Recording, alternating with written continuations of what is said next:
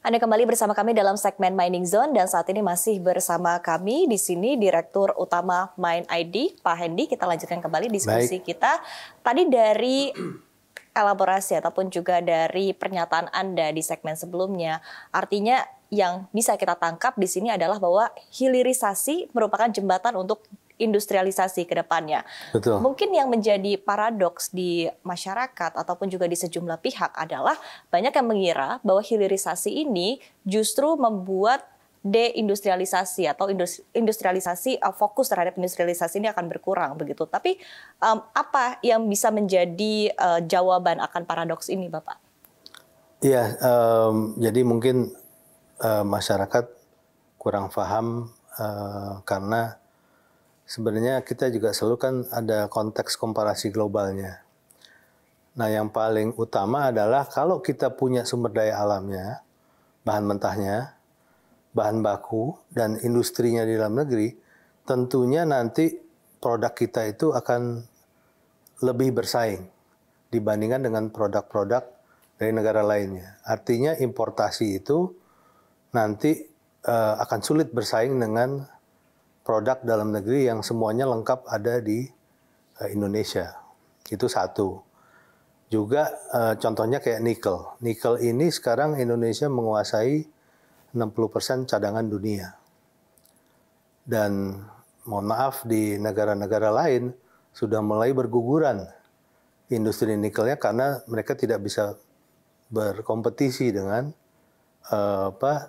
integrasi semua supply chain dan industri yang ada di Indonesia. Nah, inilah sebenarnya adalah bukti bahwa pemahaman tadi itu kurang tepat.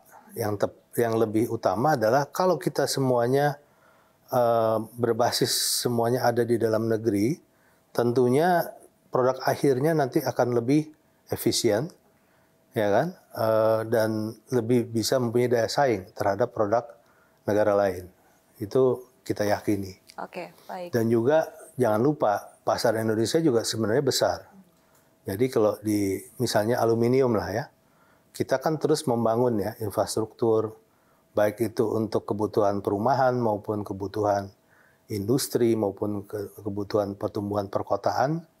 Itu kalau kita semuanya bangun di dalam negeri, tentunya importasi aluminium juga akan semakin kecil. Oke, baik.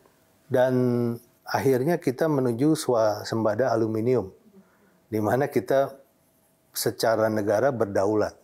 Artinya kita tidak lagi tergantung terhadap supply chain daripada luar lagi. Yang kedua, penghematan devisa. Ya kan, kalau kita melakukan importasi kan tentunya devisa kita akan terkuras. Sehingga juga nanti kekuatan APBN kita tambah baik. Karena juga nanti dengan industri-industri baru di sisi yang memproduksi barang jadinya bertambah banyak, tentunya GDP juga akan naik. Ya. Tentunya akan butuh pekerja yang lebih banyak. Nah, di sanalah bonus demografi kita itu bermanfaat. Jadi semuanya saling menopang. Baik. Artinya Sehingga, keuntungannya akan eksponensial begitu ya, Bapak? Betul. Jadi kedaulatan dari sumber daya alam ini nanti akan tercipta. Baik.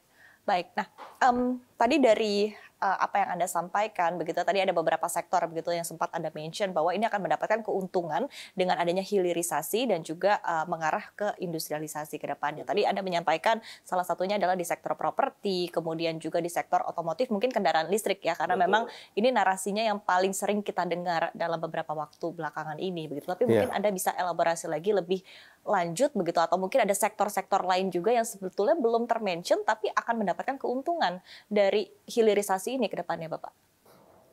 Ya, sebenarnya potensinya banyak sekali yang harus kita gali dan bisa kita kembangkan. Jadi dari sisi, kalau kita ngelihat tren global, bahwa menuju ke energi ramah lingkungan, menuju ke environment yang low emission, ya kan? Ini semua alhamdulillah, ya kan, Tuhan memberkati Indonesia dengan sebegitu kayanya sumber daya alam. Kita kalau ngambil ginilah komponen terbesar dari mobil listrik adalah baterainya. Baterainya itu alhamdulillah semua ada di Indonesia. Bahan bakunya ya. Itu dari mulai nikel, ya kan? Mungkin hampir 25%. Terus graphite. Graphite itu kita malah nih Bukit Asam sudah bisa mengembangkan namanya synthetic graphite. Ya kan, yang diolah daripada batu bara. Itu kalau graphite kira-kira 30-an%. Kemudian kita ngomong lagi misalnya aluminium.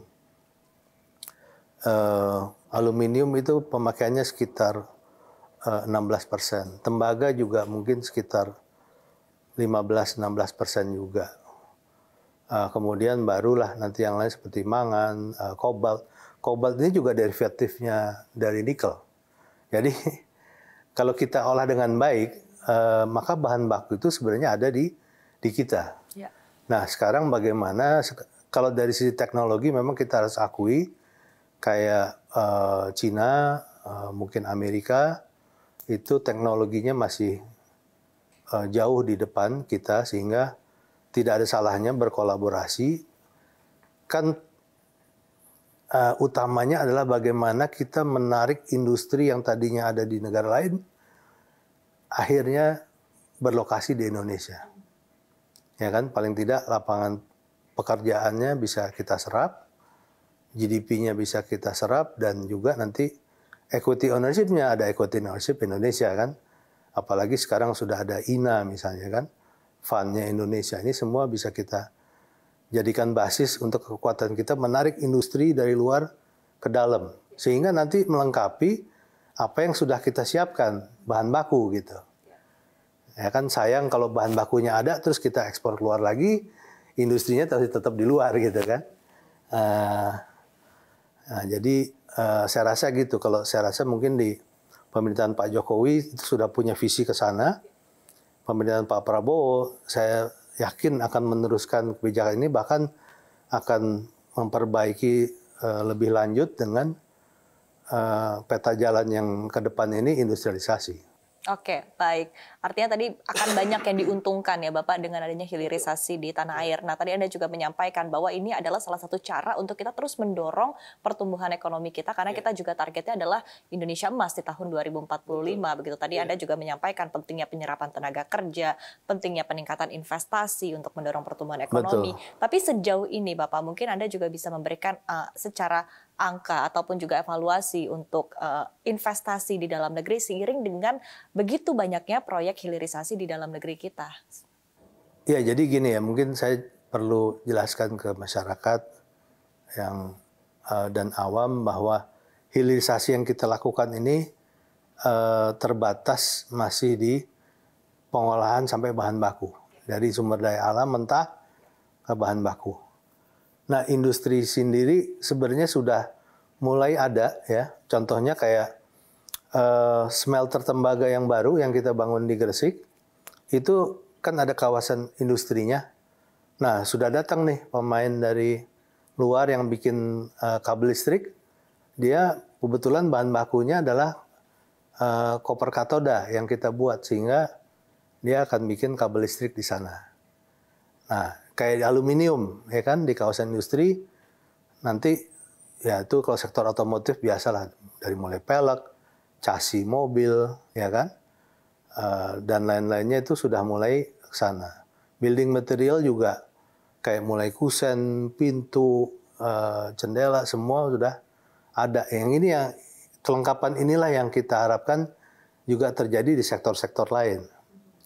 Contohnya kayak di timah. Timah kan kita masih ekspor berbentuk ingot. Ingotnya diolah lagi. Tapi yang zaman now ini, timah ini sudah berbentuk powder sama tin chemical. Karena nanti tinggal dicetak gitu. Jadi kalau perangkat-perangkat elektronik baru, itu udah nggak disolder kayak zaman dulu lagi tuh. Tapi langsung dia print, sudah berbentuk kayak apa namanya, solderannya itu berbentuk sudah rapi sekali. Sudah dalam bentuk printing. Yang diolah dari tadi tin powder ataupun tin chemical. Nah, inilah yang saya kemukakan bahwa kita harus mendorong ini agar selalu terjadi. Nah di sektor otomotif, mobil listrik saya ngelihat juga sudah mulai ke sana. Saya harapkan lebih banyak lagi ya pabrikan-pabrikan mobil listrik yang akan membuat pabriknya di Indonesia. Karena kelengkapan bahan bakunya nanti kita sediakan. Gitu. Baik, kemudian di satu sisi mungkin bisa digambarkan juga begitu ya, sejauh ini investasi-investasi dengan pihak asing yang juga sudah masuk ke tanah air, bekerja sama dengan BUMN-BUMN yang tergabung dalam holding Mind ID sendiri seperti apa Bapak, dan di satu sisi juga mungkin target-target pengembangan ke depannya atau aksi-aksi korporasi ke depannya seperti apa? Ya, jadi tentunya kemitraan dengan pihak multinasional atau global itu suatu hal yang baik ya. Jangan dianggap itu negatif karena kita bisa melakukan percepatan. Karena dari sisi akses ke teknologi, akses ke global supply chain, ke alat berat dan lain-lainnya, mereka butuh bahan baku kan. Nah jadi kita kemitraannya itu mereka bawa teknologi, mereka bawa capital. Ini sudah terbukti misalnya di Freeport Indonesia, di mana Mind ID sekarang mayoritas ya di 51,2%, sisanya masih Freeport McMoRan, itu berjalan dengan sangat baik, tumbuhnya sangat baik. Nanti mulai tahun ini kita sudah produksi katot koper, katoda tembaga. Tahun depan kita sudah mulai produksi emas, platinum, silver, mineral-mineral ikutan lainnya yang selama ini belum terjadi. Ini suatu hal yang baik. Jadi kemitraan seperti kayak dengan Freeport dan tahun ini juga alhamdulillah kita sudah berhasil memperbesar kepemilikan kita di Vale Indonesia. Ini juga suatu hal yang baik. Vale terkenal dengan reputasinya sebagai miner yang peduli lingkungan. Sorowako itu bentuk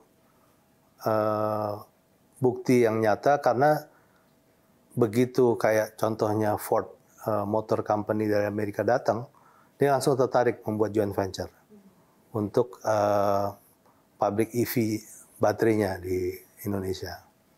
Kemudian Volkswagen juga sudah menyatakan ketertarikannya untuk kerjasama dalam bentuk joint venture untuk menjadi supply chain bateri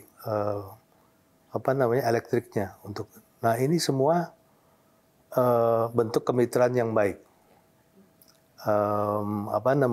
Dan putra-putra Indonesia, contohnya kayak di Freeport sekarang itu 98% itu sudah warga negara Indonesia pekerjanya. Dan ini bahkan sampai ke level direksi -1. Bahkan direksinya juga sudah banyak orang Indonesia. Dan putra Papuanya sendiri itu sudah hampir 40-50%.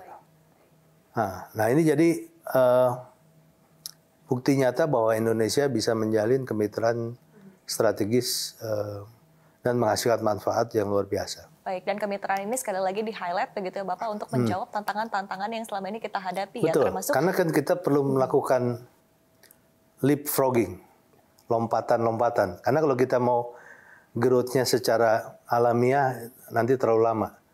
Window untuk menuju Indonesia emasnya menjadi kehilangan momentum ya. Kehilangan momentum, betul. Baik. Tadi termasuk menjawab permasalahan teknologi ya, tadi seperti yang Anda sampaikan Pak Hendy ya. Kemudian ketika kita berbicara juga begitu berkaitan dengan upaya kita mengembangkan ekosistem kendaraan listrik di tanah air, ini kan sebetulnya target ataupun juga tujuan kita garis besarnya adalah untuk menuju net zero emission di tahun 2060 begitu, sehingga isu-isu berkaitan dengan sustainability ini juga menjadi concern seperti apa operasional perusahaan ini bisa lebih mengusung konsep sustainability lagi ke depannya. Nah, dari Mind ID sendiri, Pak Hendy, begitu ya, langkah-langkah yang dilakukan agar betul-betul dapat dipastikan bahwa operasional dilakukan dengan good mining practice, kemudian juga isu ataupun juga konsep sustainability juga sudah mulai dijalankan oleh Mind ID, seperti apa, Bapak?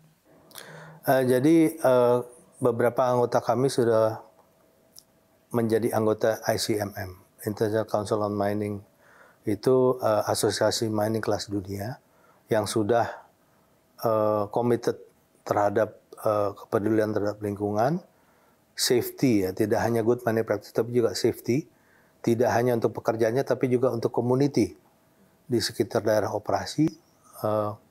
Nah itu kita jadikan suatu benchmark atau tolak ukur bagaimana semua nanti mining companies yang ada dalam grup kita juga melakukan hal yang sama. Kedua juga kita selalu melakukan penilaian baik itu internal maupun eksternal. Kita ikut proper yang dilakukan oleh KLHK. Alhamdulillah kita kalau nggak salah dapat 6 ya kalau nggak salah di grup kita emas, artinya terbaik gitu. Nah ini tapi kita tidak akan berpuas diri, terus kita tingkatkan terus. Jadi boleh dikatakan ya, kalau misalnya di dalam grup kita reklamasi sesudah pasca tambang, reforestasi itu dilakukan. Contoh terbaiknya ada di Vale, Freeport, di Bukit Asam, di Timah, dan di Aneka Tambang.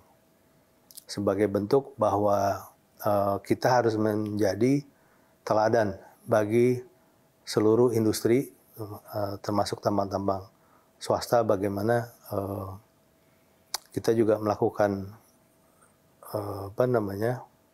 kewajiban kita. Baik, terakhir Pak Hendy begitu ya, berbicara berkaitan dengan target kinerja di sepanjang tahun 2024 seperti apa dan bagaimana sekali lagi posisi Mine ID dalam menunjang ketahanan mineral dan juga industri turunannya di tanah air, sembari tadi ya menjawab bahwa sebetulnya ke depannya ini bisa menjadi tolak ataupun juga tulang punggung begitu bagi pertumbuhan ekonomi Indonesia ke depannya seperti apa Bapak? Ya, jadi kalau di 2024 ini kan masih banyak dinamika yang bisa mengganggu dinamika growth perekonomian di dunia. Contohnya ada konflik di Timur Tengah, konflik di Ukraina dengan Rusia, potensi gangguan supply shock terhadap beberapa komoditas tertentu seperti minyak, gas, dan bahkan juga mineral itu tetap ada. Jadi kita fokus terus di mindset anggota kita sudah kita transformasikan. Kalau dulu itu berbasis orientasinya adalah produksi, kita sekarang berbasis pasar. Artinya kita akan melakukan komersialisasi dulu. Kita cek tidak hanya di dalam negeri tapi di luar negeri juga. Berapa sih pasar yang kita mau ambil, dengan tentunya harga yang paling optimal. Nah dari situ nanti kita baru mempunyai rencana eksplorasi dan produksi yang seimbang. Sehingga nantinya dipastikan kita tidak ada excess maupun short of production. Jadi kita nimble dan fleksibel, bisa ngikutin gejolak pasar. Oke, baik. Tadi disesuaikan begitu dengan produksinya ya Bapak? Betul. Baik, Pak Hendy. Maksudnya gini, ibaratnya kita dagang dulu, jualan, jualannya udah kita book, baru kita bikin sesuai pesanan. Oke, baik.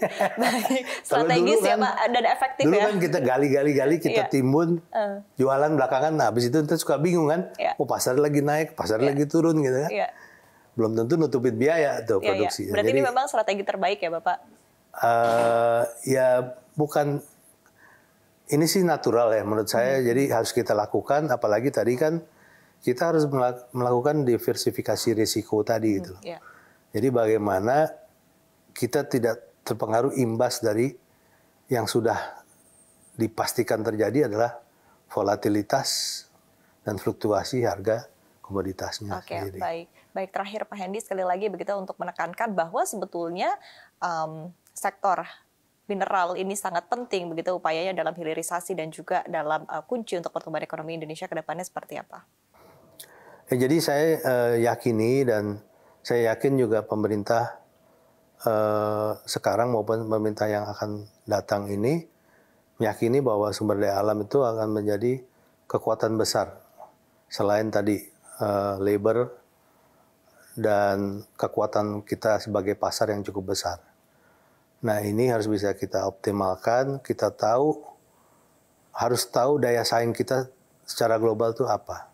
Keunggulan kita di mana komoditas tertentu itu harus kita pegang dan kita jadikan kekuatan untuk menjadi basis kita mengembangkan ekonomi kita. Saya harap ini juga tentunya ginilah, walaupun kita akan memasuki masa di mana low emission, ya kan, terus dan itu menjadi suatu standar, tapi kita masih mempunyai kekuatan besar di batu bara. Batu bara ini sebenarnya comparative advantage kita terhadap negara lain juga. Harus kita bisa manfaatkan sebaik-baiknya. Sebelum nanti masa yang zero emission itu jalan. Ini kebetulan saling mendukung karena nanti kan udah electrification semuanya. Bayangkan nanti tidak hanya public transportasi, tapi juga alat berat, kelistrikan. Semua akan berbasis listrik, baterai. Nah, semua komponen itu ada di Indonesia. Bagaimana kita merajut kebijakan yang bisa mendukung pertumbuhan di sektor ini, kita jadikan kekuatan kita dalam menghadapi komparatif competition dengan negara lain. Oke, baik. Menarik sekali Bapak. Terima kasih Pak Hendy atas insight-nya ya. Tadi begitu banyak, sekali lagi ditekankan juga begitu bahwa ini sangat penting karena kaitannya juga dengan berbagai investasi, penyerapan tenaga kerja dan lain sebagainya begitu, sehingga ini juga jadi sangat kritikal untuk mendorong pertumbuhan ekonomi Indonesia. Terima kasih Pak Hendy telah berdiskusi bersama kami. Sukses dan sehat selalu untuk Anda. Sampai bertemu kembali. Dan pemirsa, demikian perbincangan kami bersama dengan Bapak Hendy Priyo Santoso selaku Direktur Utama Mind ID. Saya Syarifah Rahma, CNBC Indonesia Beyond Business.